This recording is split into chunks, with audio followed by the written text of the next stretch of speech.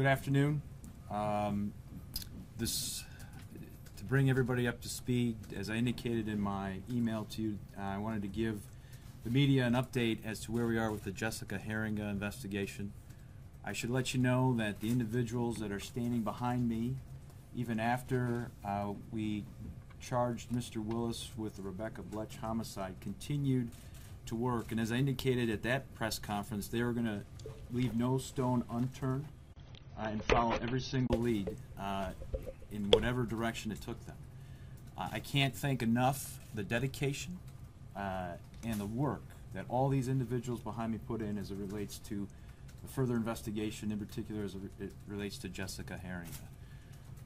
Late yesterday afternoon, I should say after several weeks of conversations with my staff, myself, and investigators, late yesterday afternoon, my office issued charges against Jeffrey Willis and Kevin Bloom.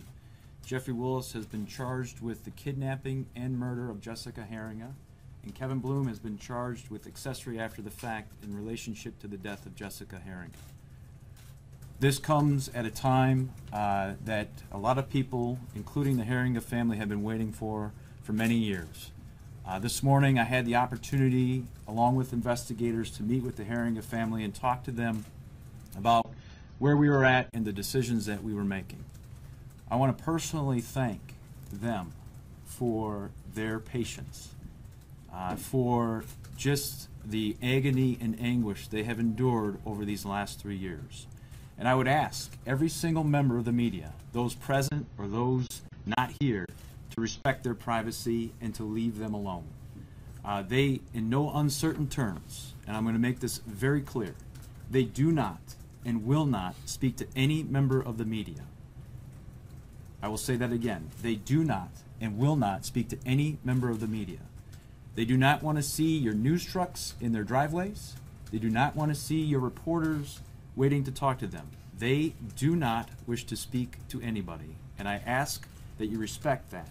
Certainly, as has happened before, we sent a letter to all of you indicating what their legal rights were, and I'm going to remind you of that letter and to leave them alone. This does not happen. Today does not happen without the members behind me in the task force, but more importantly, without Colonel Etchew and her dedication of the Michigan State Police resources in this matter. It does not happen without Sheriff Dean Rossler and the commitment of his resources to this. It does not happen without the commitment from the Secret Service and the FBI. And certainly, it does not happen without the cooperation of my office, but more importantly, this does not happen without the dedication and the commitment of the Norton Shores Police Department, in particular Chief John Gale and Lieutenant Mike Casher, who's standing to my right. You want to talk about dedication and never giving up. The Norton Shores Police Department never gave up, and they always pursued and they always persisted. And because of that dedication, we are standing here today announcing these charges. I do know that Chief Gale does have a statement he'd like to give. I'm going to turn that over to him in just a moment.